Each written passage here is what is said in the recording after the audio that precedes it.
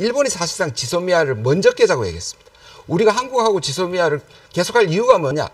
내부의 우파들이나 강경파들 그 얘기를 해왔거든요. 근데 한국이 이걸 꺼내자 갑자기 일본은 입장을 바꿔가지고 지소미아를 유지하기로 한다. 그 이유는 뭐냐?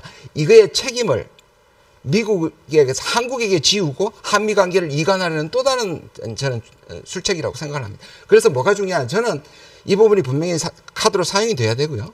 그다음 말씀하신 것은 백색 국가 리스트하고의 평평성을 생각하면 지소미아는 그것을 유지하지 않으면 지소미아 유지의 가치가 없다는 부분을 계속 논리를 빌드업해야 된다고 생각하고요. 일본이 그 다음 단계로 갈 때는 폐기까지 검토해야 된다고 저는 생각합니다.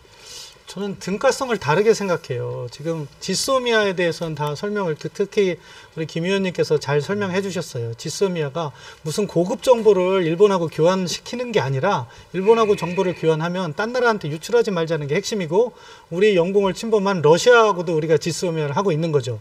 근데 이 지소미아를 미국이 원하고 한미일 안보 협력에 어떻게 보면 백본 근간처럼 돼 있기 때문에 이거를 먼저 파기하겠다고 협상 카드로 꺼내는 측이 미국으로부터 압력을 받게 돼 있어요. 그렇기 때문에 우리가 먼저 꺼낼 필요가 없다는 점은 김준영 교수님하고 생각이 같은 거죠.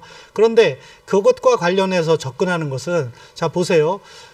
백색 국가 제외와 지소미아가 등가성이 있는 겁니까? 아니면 백색 국가 제외라는 일본의 경제적 압박과 우리의 강제징용 문제의 해법과 등가성이 있는 겁니까?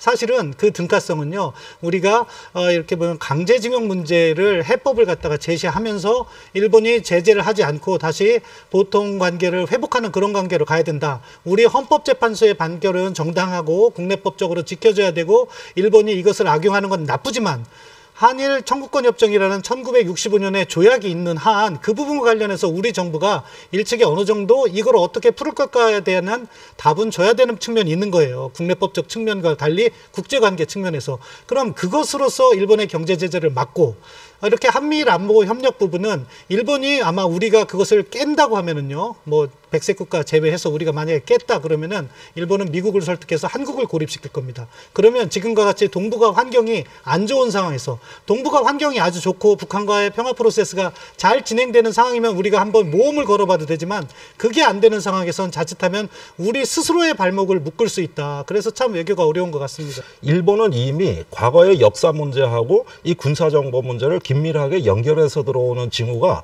작년에 아주 뚜렷이 나타났거든요.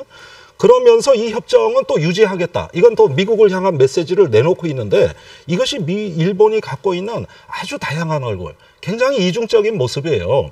그래서 우리가 지소미아를 어떤 부적절하게 잘못된 시기에 먼저 이걸 건드려가지고 안보 공조에 대한 어떤 그 책임을 한국이 다 뒤집어 쓰게 된다면 이것은 분명히 우리가 경계를 해야 되겠지만 대신 경제와 안보 논리를 투트랙으로 안 가고 마구마구 섞어서 한국이 마치 자기들의 어떤 안보 하위 국가, 자기들이 안보 우위를 점하고 있고 결국 한국은 의존할 수밖에 없다는, 그리고 일본은 자기들이 아시아의 지도국이라는 이 오만방자함에서부터 해가지고 알게 모르게 이미 우리한테 침투해 들어오고 있다는 현실은 명확히 인식해야 되고, 그렇다면은 이 지소미아 정도는 우리가 등가적이냐 아니냐를 떠나가지고 이제는 국민 자존심 차원에서 한 번은 들여다볼 때가 됐습니다. 이 지소미아가 만일에 그렇게 요긴하다면 1년에 한두 건 정도 하는 그 정보 교류를 가지고 우리가 마치 안보의 수혜국인 것처럼 이렇게 보수 언론이나 야당이 얘기를 하시는데 저는 그건 굉장히 일본의 정보력도 과대평가했고 우리를 괜히 저 약자로 몰아넣는 잘못된 패배주의 논법이다. 알겠습니다.